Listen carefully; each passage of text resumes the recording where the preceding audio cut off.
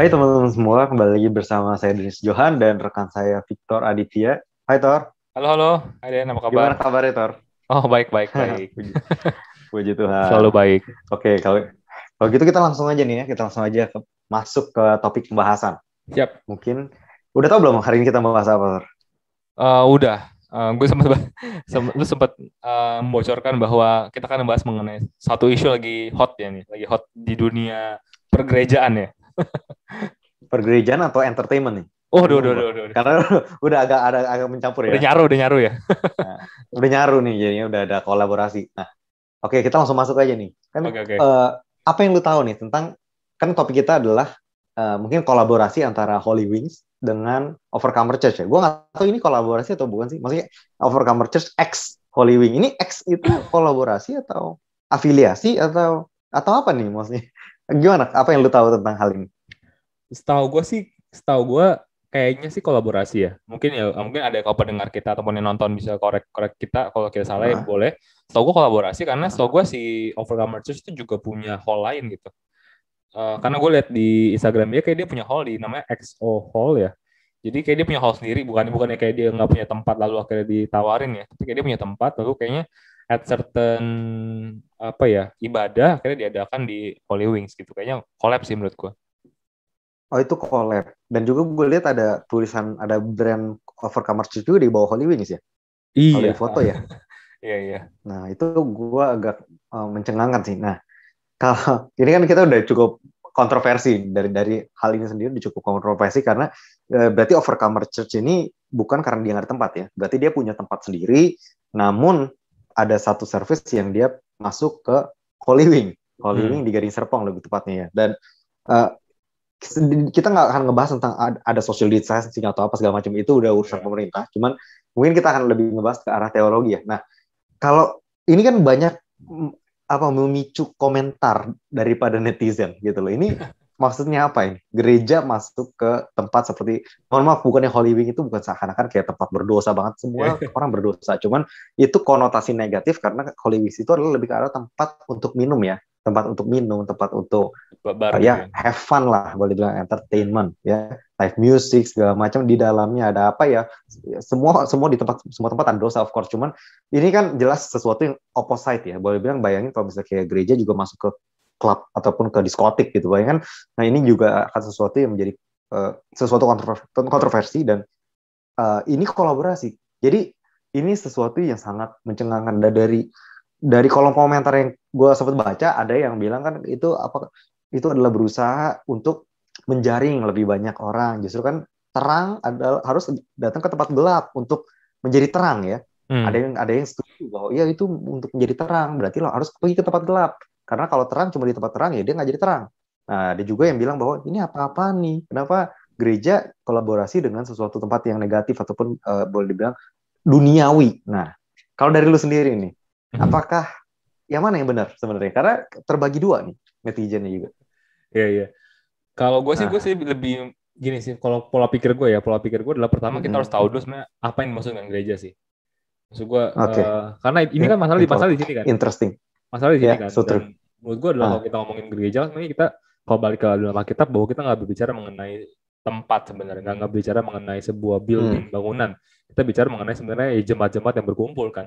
Tubuh Kristus itu adalah betul. ya gereja Ah, itu sendiri. Itu dan menurut gue adalah hmm, eh, saat Yesus pun di bumi gitu dia nggak fokus mendirikan gereja sebenarnya kan. Yang dia fokus adalah mengabarkan ya, eh, pesan kerajaan surga cerita. gitu. Ah, Jadi ah, menurut gue adalah sebenarnya pesan itu sebenarnya jauh lebih penting dibandingkan daripada tempatnya. Sebenarnya menurut gue gitu sih. Dan kalau kita ambil contoh sedikit, misalnya gue Alkitab kayak misalkan saat Yesus memberi makan 5.000 orang, itu kan konteksnya juga dia lagi ah, habis khotbah lah ya, habis khotbah kan. Nah, ya, kita lihat bahwa dia khotbah pun Yesus juga bukan di suatu tempat gitu kan. Yesus juga di tempat yang luas, mungkin gue nggak tahu ya apakah itu di padang padang hmm, terbuka atau apapun itu juga, tapi at least di situ kita melihat bahwa bahkan pas Yesus khotbah pun ataupun Yesus khotbah di bukit pun kita nggak melihat ada sakramen, ada liturgi segala macam kan. Yang ada hanyalah ya hmm, hmm, pesan hmm, firman Tuhan yang dibagikan. Jadi sebenarnya menurut gue inti daripada gereja itu adalah ya tubuh Kristus yang berkumpul, dan inti daripada ibadah sebenarnya hmm, adalah saat firman Tuhan bisa dibagikan dan bagaimana akhirnya orang-orang yang mendengar itu bisa ingat sama Yesus, bisa ingat sama perkataannya, lu pulang mengaplikasikan firman-Nya gitu kan. Jadi sebenarnya itu Hmm. adalah inti menurut gue daripada khotbah dan juga ibadah dan juga tempatnya sih gitu. Jadi menurut gue Hmm. sebenarnya kalau mengenai dari segi teologis menurut gue sebenarnya nggak ada yang salah sih untuk memakai tempat Holy Hmm. Wing sebenarnya menurut gue ya. Tapi menurut gue yang Hmm. menjadi persoalan itu adalah dari segi sosial dan juga ethical gitu ya. Sosial adalah Hmm. menurut gue ini gue menurut gue yang gue kurang setuju adalah kayak itu deh.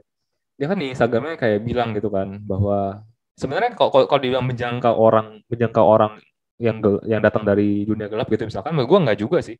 Karena setahu gue dia cuman kan yang buat datang ibadah itu dia harus register gitu dan harus register di aplikasi dan itu Hmm. maksimal cuma 150 orang. Jadi menurut gue juga Hmm. limited capacity. Menurut gue juga orang yang datang mungkin jemaat-jemaatnya juga gitu. Jadi Iya, iya. kalau ke situ mungkin nggak cocok. Tapi kayak di Instagramnya gue melihat ya ada tulis bahwa ayo datang lebih early dan abadikan momen bersama dengan keluarga Anda. Nah ini gue kurang setuju sih. Karena kalau ngomongin kayak begini kan berarti kan fokusnya kepada tempatnya kan. Hmm. Fokusnya pada Iya, wah iya, ini iya. kapan lagi nih istilahnya ya. Gue Foto ya. gue parafrase dengan kalimat gue adalah kapan lagi nih kita ibadah di Holy Wing. Ayo datang gitu, abadikan Hmm. momennya. Jadinya kan fokusnya Hmm. malah ke tempatnya bukan ke ibadahnya dan juga pesannya yang gue tadi gue sampaikan kan. Jadi kayak di sini Hmm. gue kurang setuju sih itu sih. Sama menurut gue adalah kalau Hmm. kerjasama menurut gue dengan suatu building boleh-boleh aja sih. Menurut gue banyak gereja juga yang pakai buildingnya juga mungkin building-building yang karena gue pernah datang ke sebuah gereja yang dia siangnya gereja tapi malamnya dipakai buat clubbing gitu. Dan menurut gue Hmm. ya nggak masalah tapi cuman jangan sampai gereja dan clubbing tersebut collab gitu.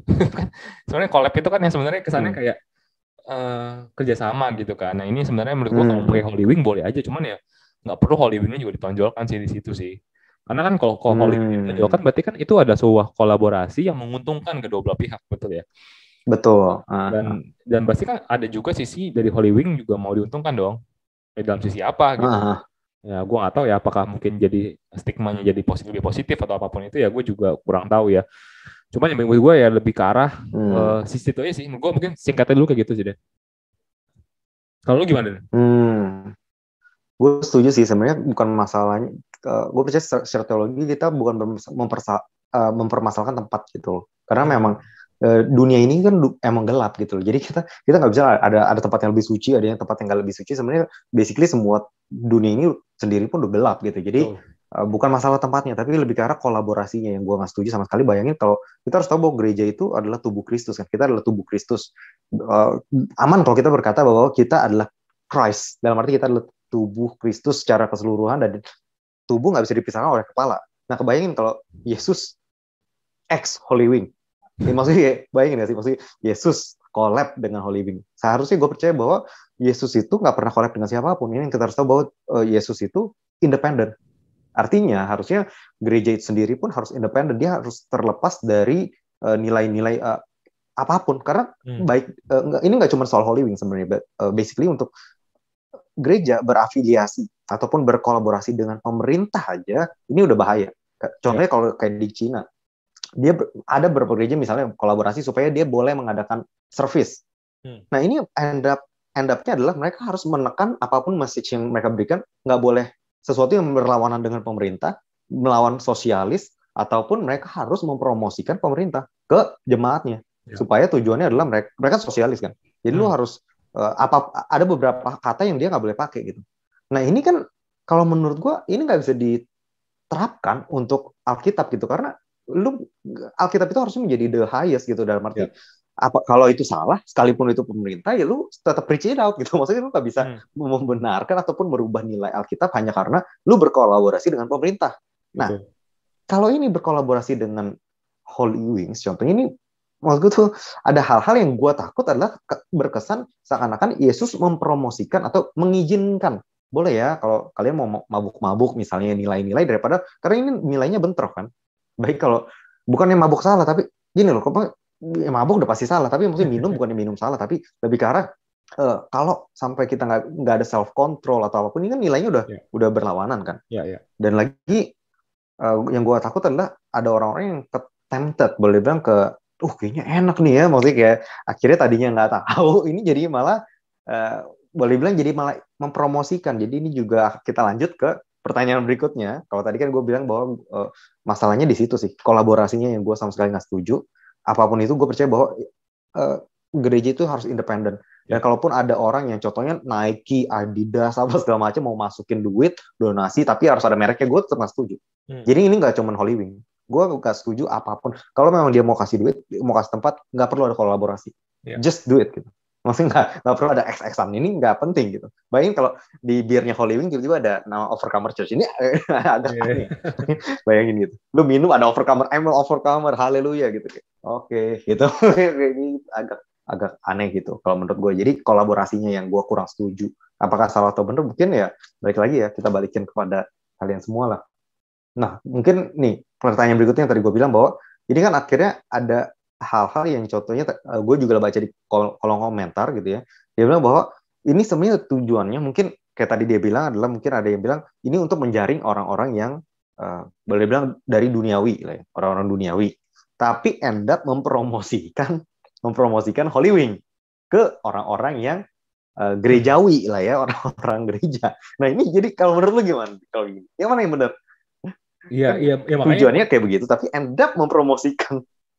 Ya itu dia makanya yang gue juga kurang setuju gue ngomong tadi, karena yang namanya kolaborasi kan harus menguntungkan kedua belah pihak kan. Jadi istilahnya ya kedua belah pihak pasti ada punya gain lah di sini gitu kan. Kalau nggak punya gain ya buat apa collab gitu kan. Nah istilahnya ya dari sisi itu ya pasti akan ada membawa dampak kedua belah pihak ya. Makanya menurut gue ini juga jadi apa ya, pedang bermata dua juga ya buat si Overcomer Church ya, bahwa jadinya dia pun harus ekstra gitu, ekstra memberikan juga apa ya, pemberitahuan kepada jemaat-jemaatnya bahwa sebenarnya tujuannya itu apa gitu, tujuan collab ini apa, dan juga menjaga supaya seluruh jemaatnya juga punya pemahaman yang tepat dan akhirnya nggak jadi terbawa malah ke sana dan segala macam. Ya menurut gue juga malah jadinya pedang bermata dua gitu kan.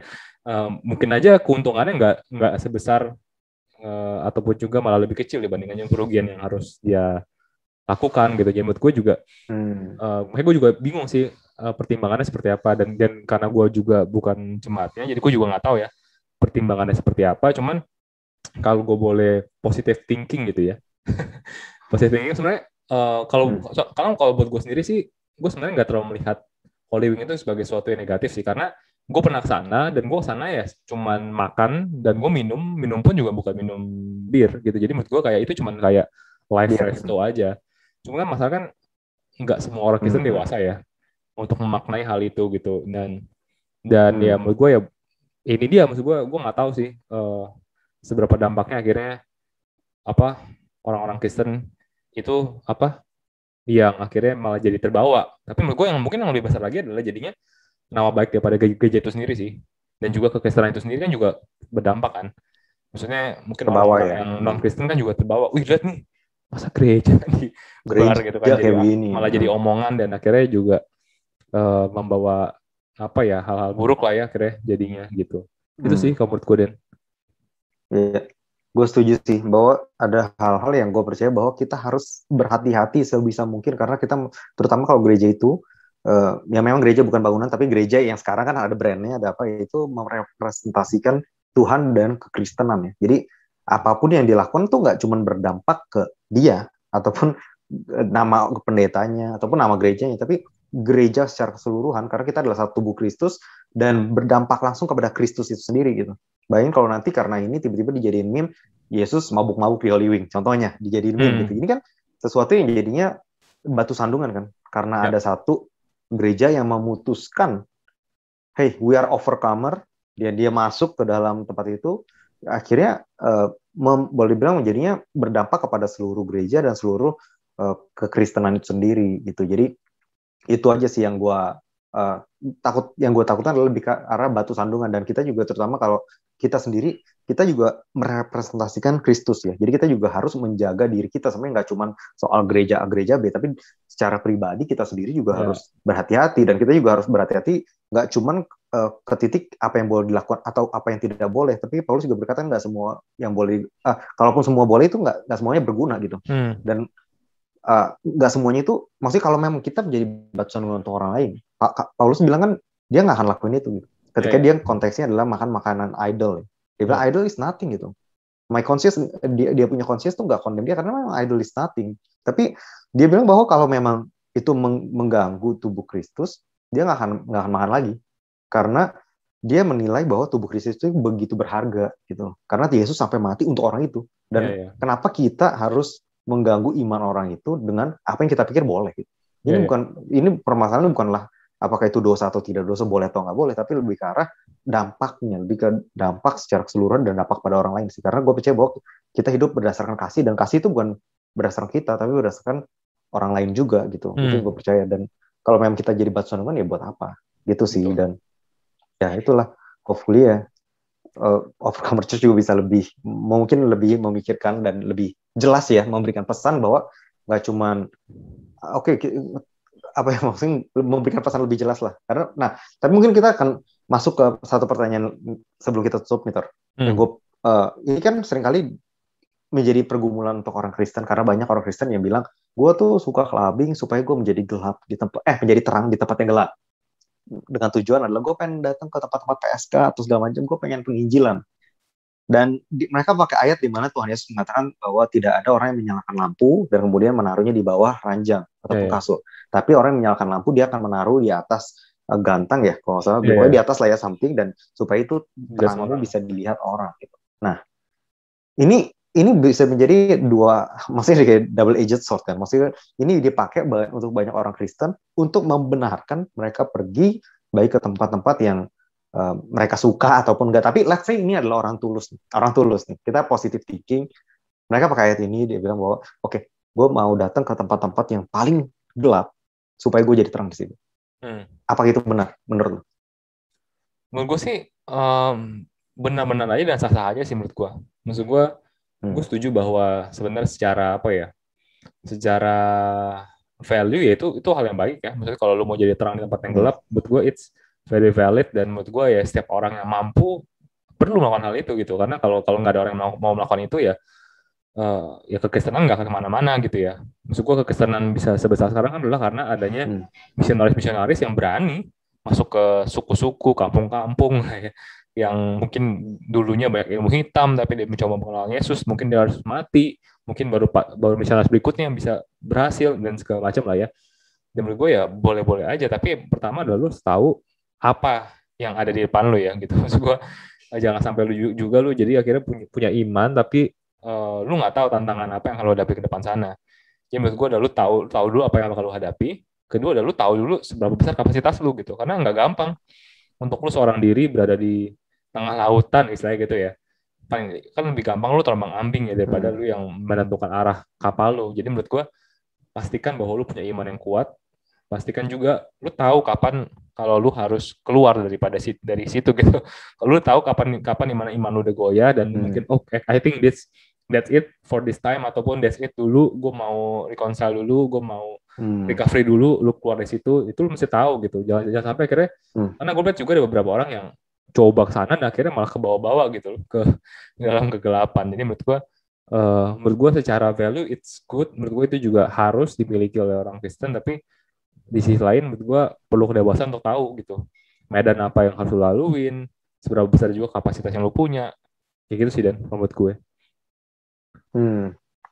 that's true sih, benar banget. Jadi kalau memang kalian punya masalah alkoholik atau segala macam, janganlah berusaha untuk masuk ke tempat-tempat yang penuh dengan alkohol berpikir bahwa kalian maksudnya bisa membawa atau menjaring, karena lebih mudah untuk turun daripada naik ya, lebih mudah untuk turun atau daripada ngajak orang naik. Dan kalau memang itu bukan di area di mana kita kuat, yang ada dan most likely yang udah banyak kita lihat adalah orang-orang itu jatuh gitu, karena lebih mudah jatuh, memang lebih mudah jatuh. Jadi that's itu satu hal sih, maksudnya memang itu adalah ayat yang bagus untuk di quotes, itu adalah ayat yang bagus untuk, tapi gue percaya bahwa kita nggak harus menjadi terang di setiap area sih. Maksudnya kayak Tuhan menempatkan kita di satu area tertentu. Contohnya Tuhan sendiri, dia nggak jadi terang ke seluruh dunia, dia jadi terang di Israel, dan dari Israel itulah terang itu menyebar. Jadi itu juga gue percaya bahwa kita, kalau Tuhan aja dia cuma di Israel gitu, jadi kenapa kita berpikir bahwa kita bisa ke semua hal gitu.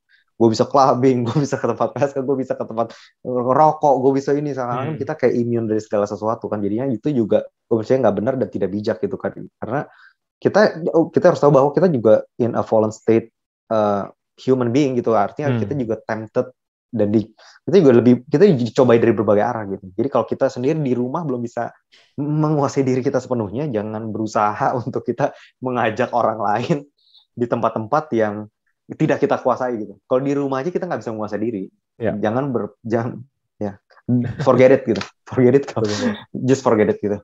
Mendingan kita berusaha mengendalikan diri kita dulu sebelum kita masuk ke arena-arena itu, karena end up kita bisa jadi murtad juga, itu yang bahaya.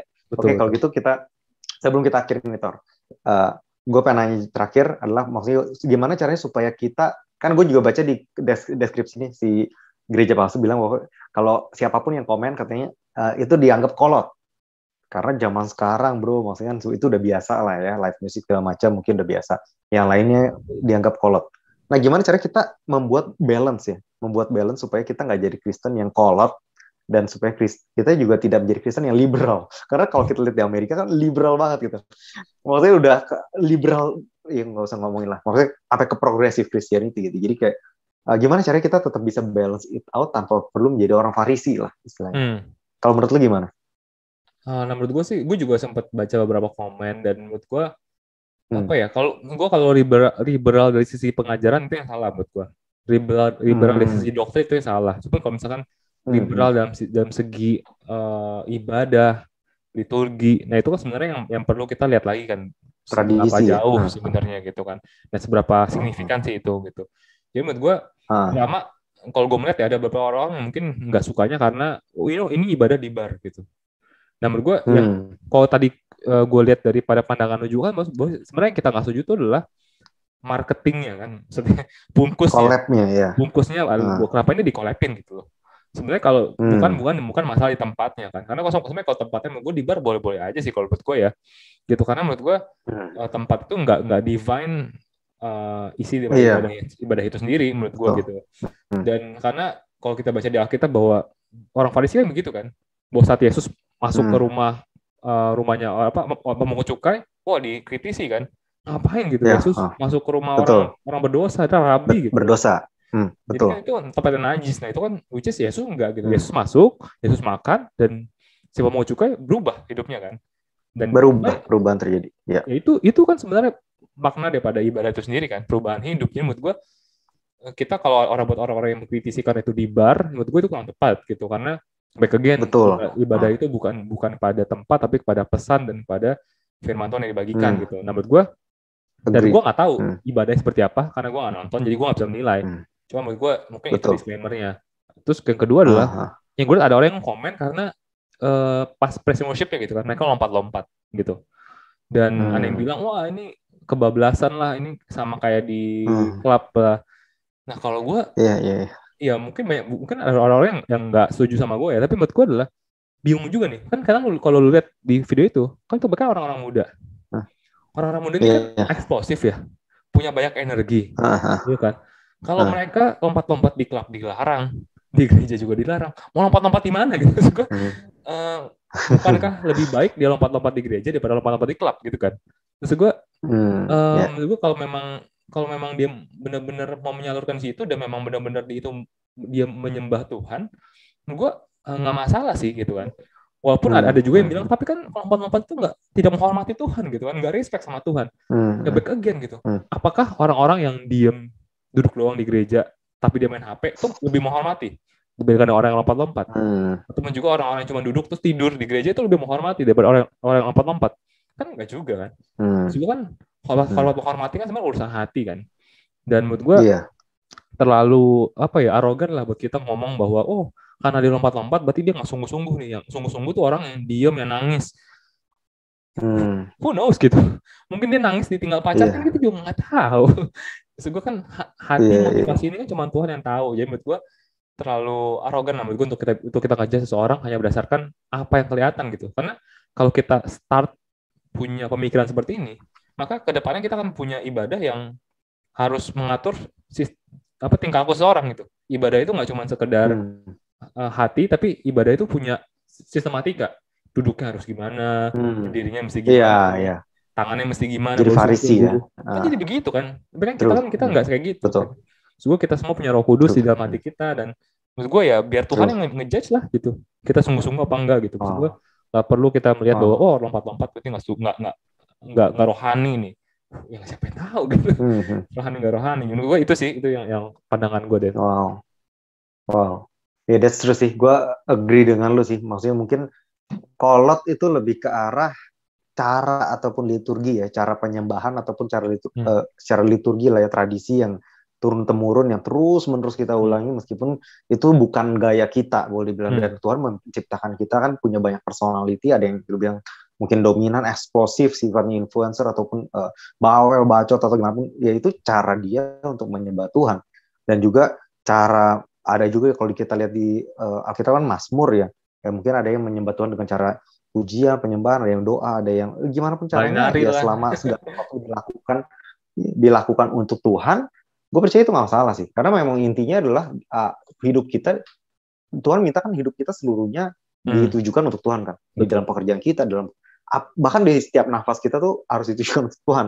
Dalam arti itu kita harus aware of God in everything gitu, aware of God in everything, dan honor Him in everything. Jadi nggak cuma ketika kita di gereja kita honor Him, tapi ketika kita makan kita honor Him, kita tidur kita honor Him, kita apapun yang kita lakukan itu harus kita honor, dan kita harus ingat dengan adanya Tuhan. Basically itulah yang Tuhan inginkan. Makanya kan dikatakan kita harus mengasihi Dia dengan segala akal budi kita, jiwa dan raga kita semuanya gitu loh. Fisik, jiwa dan juga roh ya.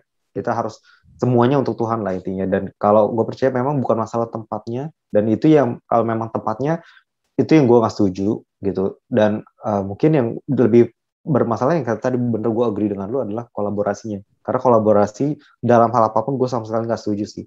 Baik sponsor atau apapun gue sama sekali tidak. Karena dengan lu mengizinkan, waktu itu gue pernah, karena gue tahu ini juga dari si Rick Warren. Rick Warren pernah bilang bahwa, lu tau gak sih ada berapa banyak brand yang mau donasi ke gereja dia, cuman taruh merek dia atau kasih dia punya cash stand dikit. Jadi dia bilang, kalau lu mau donasi, lu donasi aja, gue nggak mau brand lu. Jadi kayak wow. Terus dia bilang bahwa ya karena dia punya value kayak gitu, ya kita lihat bahwa dia punya juga, kalau kita lihat YouTube-nya juga nggak diiklanin, nggak diapain, bener-bener pure. Jadi kayak bener-bener wow. Itu kayak akhirnya gue bener-bener tahu dia tuh bener-bener honor God banget gitu, ke titik dimana segala sesuatu itu dipikirin loh. Dia nggak cuma terima donasi, mungkin kan dia bilang ini berkat Tuhan, ada yang bilang gitu kan, berkat Tuhan. Dia belum tentu gitu, belum tentu. Kalau memang itu berkat dari Tuhan, itu kan sampai ke gereja itu tanpa perlu sponsor atau apapun kok. Maksudnya Tuhan tuh punya banyak cara, nggak harus lewat si A, si B, si C, si D. Dan gue sangat tidak setuju dengan adanya kolaborasi di gereja dengan apapun, baik itu pemerintah ataupun brand-brand tertentu. Gue nggak setuju. Sekarang gue percaya bahwa gereja itu harus menjadi independen, untuk dia tetap independen. Maksudnya untuk dia preaching the gospel freely, dia harus independen. Dia nggak bisa gabung dengan ABCD. Dan meskipun itu brand yang nggak negatif, tapi kayak gue bilang brand sepatu apa tapi jadinya relate gitu loh, kayak seakan-akan endorse ya, kayak Yesus mengendorse gitu si A si B. Ini kayak you just don't feel right lah, karena itu jadinya ini bukan endorser gitu. Maksudnya ini adalah the gospel of Jesus Christ gitu, dan it's about free gift of salvation, bukan soal sepatu, bukan soal tempatnya itu sendiri juga, Holy Wing atau yang lain sih. Jadi itu yang jadi masalah, dan itu juga yang hopefully bisa memberkati kalian semua. Kalau kita dibilang kolot, sebenarnya kolot itu adalah ketika kita sebenarnya kalau kolot dalam hal teologi berarti bagus ya, Tor. Kalau menurut lu ya, kolot dalam hal teologi kita nggak menggeser value teologi itu bagus. Tapi liturgi, kalau kita nggak mau geser, itu kita kolot. Nah, mungkin itu aja ya. Kalau gitu, ada lagi Tor kira-kira lu mau sampaikan? Nggak ada sih, cuma maksud gue ya, menurut gue ini sebenarnya salah satu contoh di mana budaya dan juga agama itu clash gitu ya. Maksudnya clash dalam artian adalah bertemu in one certain intersection, dan jadinya adalah kurang tepat gitu maksud gue. Dan ini sebenarnya happen all the time sih menurutku. Jadi sebenarnya bagaimana pinter-pinternya kita sebagai orang yang beragama gitu juga, dan bisa menavigasi lah gitu. Maksud gue ada budaya apa yang kita boleh serap itu sejauh mana, itu maksud gue itu kan perlu kebijaksanaan kan. Dan menurut gue ini terjadi ya, kalau ini kan terjadi dalam skala organisasi kan, bahwa sebagai sebuah gereja. Tapi menurut gue secara pribadi ini juga kita hadapin kok tiap hari gitu. Maksudnya kita nonton film itu kan banyak influence kan, dan akhirnya kita juga perlu menyaring kan sebenarnya dari budaya ini sejauh mana sih gue boleh gitu. Dan gue maksud gue pun mengerti orang-orang yang misalkan mengkritik wah lompat-lompat tuh kolot dan segala macam, karena mungkin ya eh, ada certain part yang mungkin juga too far gitu loh yang dilakukan oleh mereka gitu. Maksudnya I don't know sih, misalkan apakah saat lompat-lompat bajunya inappropriate, kita juga nggak tahu ya. So mungkin walaupun lompat-lompat boleh, tapi mungkin ada kan juga batasan-batasan lain kan, misal bajunya lah atau sikapnya lah atau lirik lagunya lah. Mungkin lompat-lompat tapi lirik lagunya misalkan ternyata nggak Tuhan banget kan juga salah juga gitu. Jadi kayak betul. Gue mengerti juga sih posisi mereka gitu. Maksudnya gue cuma mau coba untuk jadi apa ya, di tengah-tengah lah ya, bahwa kita tuh bukan artinya bahwa semua lompat-lompat kita perbolehkan. Maksudnya ya kita juga perlu memberikan batasan juga buat budaya itu sejauh mana menginfluence kita.